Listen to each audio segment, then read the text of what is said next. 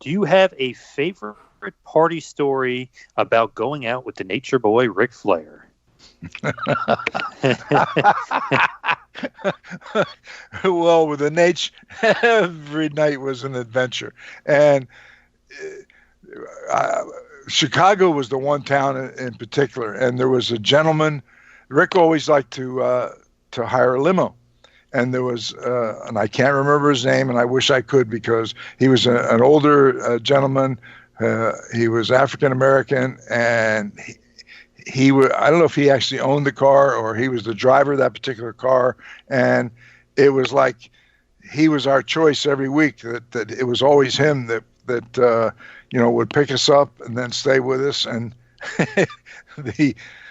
it's like the conversation every week would be, Mr. Flair, I can't stay up too late tonight. I've had a busy weekend, and please don't stay out all night. Rick would say, no, don't worry about it.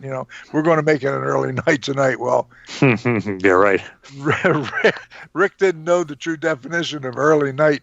And, sometimes we would be, on Rush Street in Chicago, and there was the bars changed names over a period of time as ownerships change over a period of time. But there was one place there. I think it was called the Snuggery, and that was our watering hole. And of course, Flair or one of us would mention, in Chicago, and we're gonna come out there, and we're gonna destroy the arena. And when we're done, we're not going to rest. We're going down to Rush Street, and we'll see everybody at the Snuggery. Well, by the time we got down there in the limo, it would be wall-to-wall people.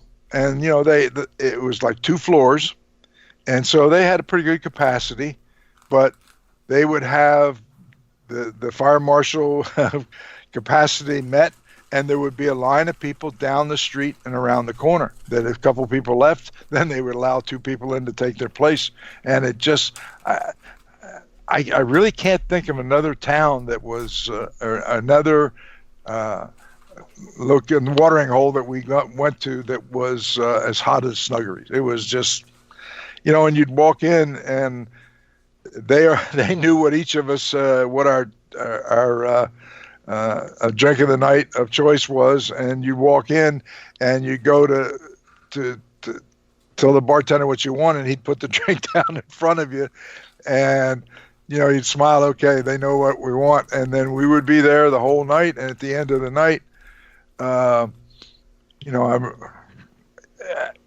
we didn't take anything for granted. We say, well, okay, where's our tab? And the answer was always the same.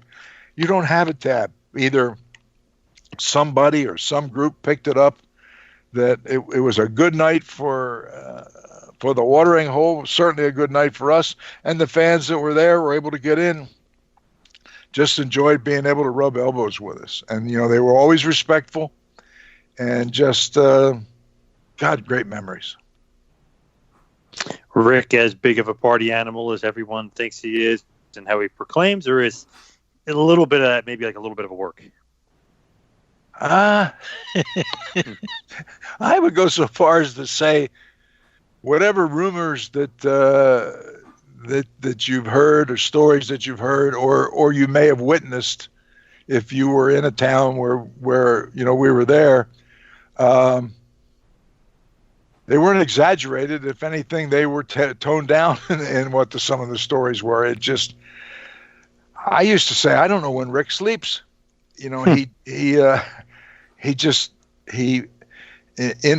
a guy who it wasn't like the nightlife became his life to the expense of his in-ring performance. His in-ring performance never wavered, no matter how long he was active, how long he was a champion, which I think is why he will go down as one of the greatest, if not the greatest champion of all time, because he would go out there every night, and he knew that the fans came with expectations.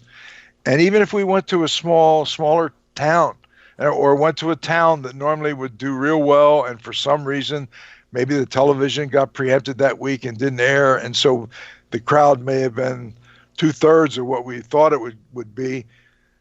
That didn't affect Ric's performance. He came out every night, and just as if the place was full to the rafters, and they were standing room only, and people turned away, which is why Ric will go down as one of the greatest, if not the greatest champion of all time, because that was his work ethic. And even if he was hurt, if he was tired, it didn't matter. It's like he would get to the arena. You could, when the horsemen were there, you could feel the energy. The energy was there, and when you walk through that curtain, it's something that it's either there or it's not, and it was always there for us. And I think that a part of it was that we realized that the fans anointed us. They made the horsemen, and in so doing, they also, no matter what town you went to, what the circumstances were, they had an expectation of what they were going to get when you came through that curtain. And we were aware of that. No matter what town we were in, if the crowd was a little bit down because the TV was preemptive, we went out there for the people that were there, and more nights than not, it was standing room only. We went out there and performed at our max, at the highest level. Didn't matter if we were tired, if we had a double shot that day, because back then we were going 7 days a week with 2 days on a Saturday, and a lot of times 2 days on a Sunday. That we were appearing in an arena 9 times in 7 days, and there would be weeks go by that we didn't have a day off, and the family sometimes would, but the financial rewards were very good too. But after a while, they gotta be nice if we can have you at home for one night. But as a performer, if you ever get to a situation like that where, and this is what the Horsemen experienced, where we were so hot that you're pushing you're pushing yourself to the limit, but at the same time you hope that because some people go their whole career and dream of being in a situation like that and have a successful career, but never get to experience what we experienced. And we never lost the fact that that's a situation that we were in. And so we pushed ourselves to go out there and, push it to the limit every night, because we knew that those fans spent their hard-earned money, come to see us with the highest expectations, and we weren't going to let them down, which is, I think, why we were so successful. Next question from Christopher Sapp via Twitter. Who was Lisa Wolk, and why was she working for the WWF in the mid-90s? Lisa Wolk. I'm trying to think back. She had 2 brothers that were active in the National Football League in management positions, and how she came to be involved with wrestling, I don't know. But there was a period of time there where, she was on the road with us, and she would, it was. I'm sure people had their rumors as to what they thought was going on, but she was a great businesswoman and a good person to be around, and I think kept us on the straight and narrow. And I really enjoyed the time that we had with Lisa, and she was good people. What was her role? I know she did, obviously Vince got her from the National Football League. What was her role in the WWF? I don't. Back then, nobody was big on titles and job descriptions. But she went on the road with us, and she enjoyed being around us. It's a crazy world, and I'm sure being around the National Football League and football players, there are people that have a lot of great memories. And she found that the world of professional wrestling and being around the Four Horsemen was everything that you could have heard about the NFL and their legion of fans and what they did. And we didn't take a back seat to anybody. Now, when she was working WWF in the mid-90s, what was like her, not position or title or something like that, but what was her like place in the pecking order? Obviously not as high as Vince, but she was above you, below you? Did she report to you or you reported to her? Technically, I think I reported to her. And she was, Vince had kind of, because Vince can't be everywhere every night in every town. And she was going to towns and was a good businesswoman. And I don't remember what her exact title was. And for the period of time that she was there, and I don't even remember what that total time frame was, but she was a great businesswoman. And she was no nonsense and was good for us for the time that she was there and good as a person. This is from Chad B via Twitter. JJ, do you watch current wrestling at all? Have you seen AEW? If so, what do you think of it? Wow, to be honest with you, I don't watch much of the current product. If back in the day, it's like 605. They talked about everybody would, which was understandable, would have their whole Saturday with all the places they had to go and errands they had to run, but they always managed to be home in front of their television set when Championship Wrestling came on at 6:05, and that's how the day was structured.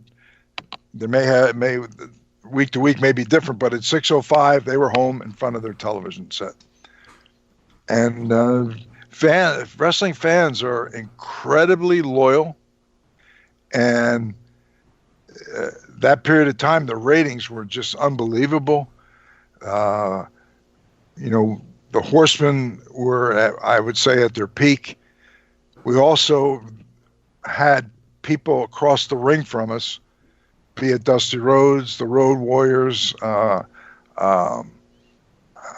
Sting, we had people across the ring from us that were worthy of the Rock and Roll Express, because we were hot, but people don't come just to see you have your ring entrance and stand there in the corner. They want to see a contest, and they want to see people that are worthy of giving you a battle every night. And the depth of the talent roster at that time was, I think, as good as it's ever been. Have you seen AEW, the Cody Rhodes new promotion that they have? I have come across it a few times and watched some of it, and it kind of reminds me of back the old days with what we were doing in the studio wrestling, and it seems to be structured similarly. But I was close to Dusty. We never interacted anywhere around the arena because he was the catalyst of all the people that we were fighting, and I was kind of the leader on our side. And so Dusty and I, as close as we were, really never associated, except we would make exceptions around the holidays, and Dusty would have a party at his house, and I would be invited, but it was an era where you hear the term "protect the business," which we tried to do, and we never back in those days, if you, like in Amarillo, not that many restaurants in Amarillo, but if you walked into a restaurant and looked up and saw one of the top baby faces at a table, there was a time where you could maybe go over to the far end in the same restaurant, the same time we were there, and have no communication with them. But there were fans that had trouble accepting that, because the battles between the two sides were so intense that they had a hard time accepting that the two of us could be even in the same restaurant without all of a sudden tables flying and it ended up a fight. So rather than be in a situation like that where the fans would have pause, if they were there or somebody was there and I walked in and saw them, I would turn around and go somewhere else. And it's amazing how fans notice the little things like that too. As far as Cody, I don't know how well you know him or don't know him. Anytime you met him or anything like that, and did he remind you of Dusty at all as far as kind of his plans and thoughts of what he's doing with the business?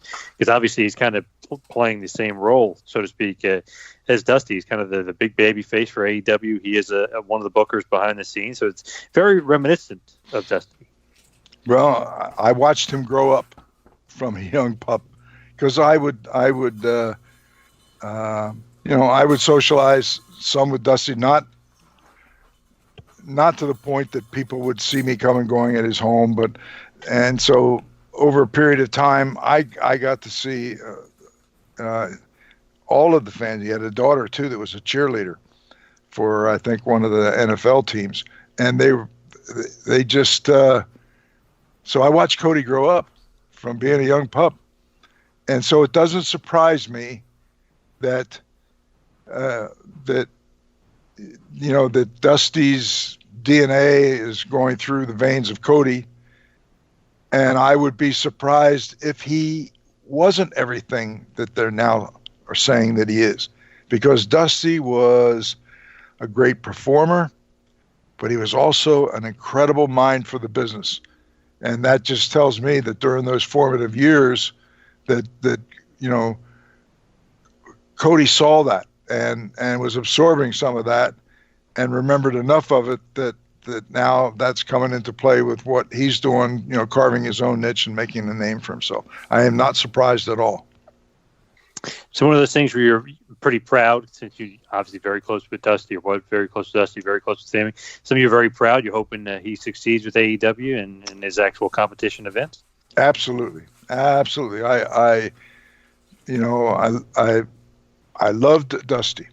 And in our business, for one man to say that he loved another man, people, well, yeah, I loved Dusty, and Dusty loved me. And when we were the few rare times where we could be together somewhere and interact, it would be a big hug, and I who would say it first, but I'd whisper in his ear, "I love you, Dream," and he would say he loved me, or he would get it out first, and it was a genuine show of respect and something that goes much deeper. Just kind of like the brother that you never had, that kind of thing. Mm-hmm. Absolutely. Now, let's see here from Carl via email. You mentioned having over 3,000 matches in your career. Who was your favorite opponent? Do you even have a favorite opponent? Or maybe do you have some favorite opponents and favorite matches? Wow. Of 3,200, I in the time that over a 20-year period, got to wrestle in Madison Square Garden. It was a big deal for me. Spent a year in Australia, like 15 tours of Japan. I think I wrestled actually because I used to keep records for taxes, and I would be able to note at the end of the year where my travels would take me. And I think I wrestled in 44 of the states. I wrestled in Germany, so I got to see a lot of the who's who. I mean, I went to Germany, and Otto Wanz was their world champion over there, and I got a chance to wrestle him. And it was a different style over there. Punching was very commonplace here in the States, even in Japan, but it was a no-no in Germany. I mean, you were told.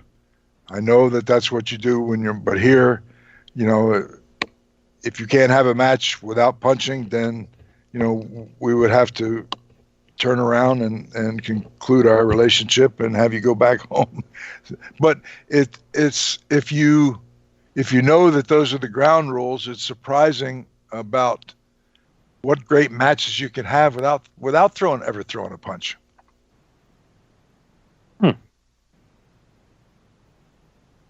That's great. And now, as far as, let's see here, Randy H. by email, this is a good one. As head of talent relations in the WWF, who was your favorite talent to work with, and who was your least favorite talent? Oh, I, for those that know me personally, outside of the ring, will know me as someone who has a personality that I think I could virtually get along with anybody. And for that reason, I had great success on the creative and executive side of the business because I had that ability to be able to get along with all people. And for me, I can't, to start picking out names of somebody that maybe was difficult to deal with. I can't single them out because I figured a way how to make it work. And, there were always guys that were easy to work with. I remember one time that we used to have to do when I was in WCW where, or it might have been when I was working for Vince, that we had a lot of, I think it was working for Vince, where we had a lot of personal appearances with different sponsorships. And even though guys got paid to do them, there was a lot of guys who, had a pretty extensive schedule in terms of as an in-ring talent. And even though that they can make good money doing personal appearances, preferred to not beat themselves to death and have time home with their family. And I certainly respect that. And I remember that,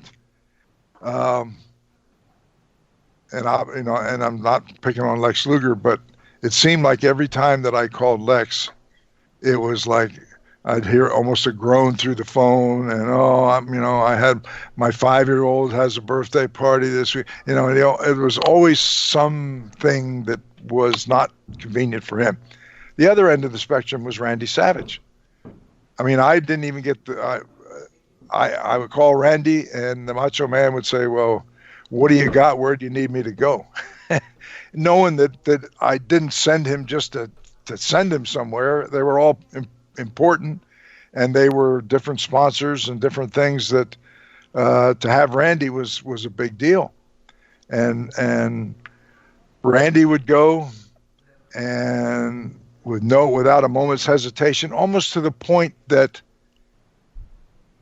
someone in that position of having to make calls to guys and ask them to give up a day off to go somewhere, you'd almost like be motivated to call a Randy Savage because Randy always said, "Where do you need me to go?" And you give me a nice hotel and whatever, and the car to pick him up, and I sound like I'm picking on Lex, but some guys that would like, "Oh man, again," but in fairness to Randy, though, to call somebody else who didn't have the same enthusiasm that Randy did, it would have been unfair of me to say, "Okay, I'm just going to call Randy because Randy just wants the information and he's going to go and I don't have to hear any